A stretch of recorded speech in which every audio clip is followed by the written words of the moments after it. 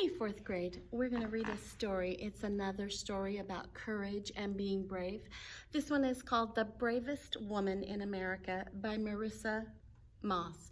And it's also based on a true story. On the life of Ida Lewis, the most famous lighthouse keeper in America, which celebrates brave girls everywhere. Ida loved the sea. She loved when it was calm and coppery in the sunlight. She loved it when it was wild with froth, like a herd of stampeding horses. She loved the crash of the waves, the screech of gulls wheeling overhead, the bite of salt in her nose as she breathed in the ocean air. She loved it all. So when her father got a job as a lighthouse keeper, she felt like the luckiest girl in the world. Twice a day, Pa had to row out to check on the light perched on Lime Rock, the small rocky island poking out of Newport Harbor. Young Ida begged to go with him. Pa laughed and handed her the oars. "You pull your weight, and you can come." The oars were heavy and awkward, but Ida was stubborn. She pushed and pulled until the boat lurched forward. It was slow, it was hard. Her shoulders ached and her hands blistered. But when the front of the boat bumped up against the small beach of Lime Rock, Ida felt a bubble of triumph lift her up. She'd made it. From that day on, Ida rowed with Pa as often as she could. He told her stories about storms and drowning sailors, sinking boats, and rescues. He taught her how to check on the light, how to fill it with oil, trim the wick, and clean the lens. Most of all, he taught her to row. Over the years, Ida grew strong and lean. Now, when she gripped the oars, the boat glided smoothly through the water. If the wind was wild, she knew how to lean into it. If the waves were high, she knew how to stay calm and let the sea break over her. The oars were part of her now, and her strokes were sure and steady.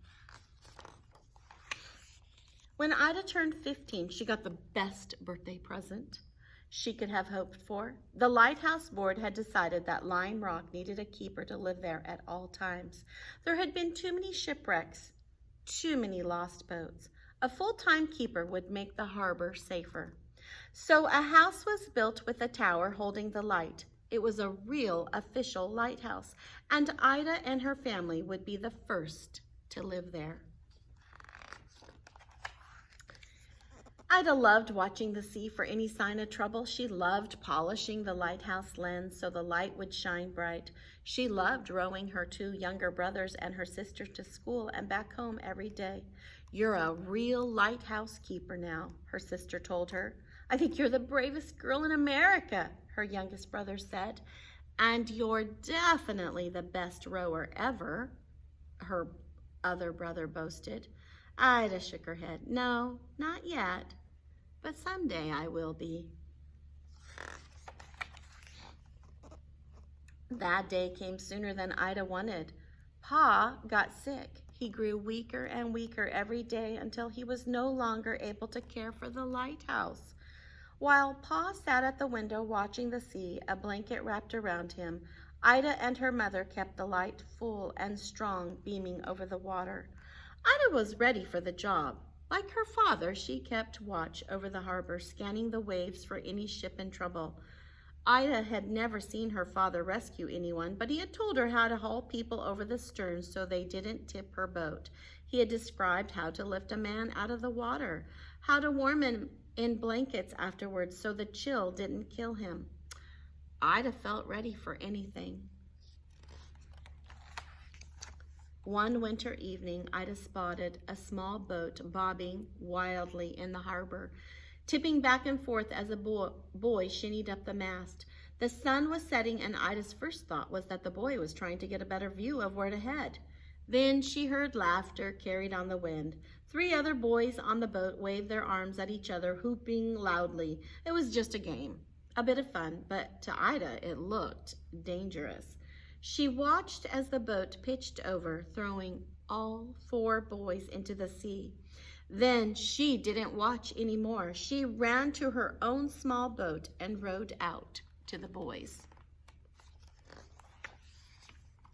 It was darker now, the waves wilder, but she could hear yelling, and through the mist she could make out the upturned keel of the boat. The boys tried to cling to its slippery sides, but there was nothing to grip. Their legs churned the water in panic. Their clothes weighed them down in the slapping waves, and the icy cold of the water made them gasp for breath. Ida reached the first boy and grabbed him. Just as her father had told her to, she pulled him into the boat, then quickly rowed around to reach the next boy, who was thrashing and spitting water. She hauled him in too, and then the next one, and then the next.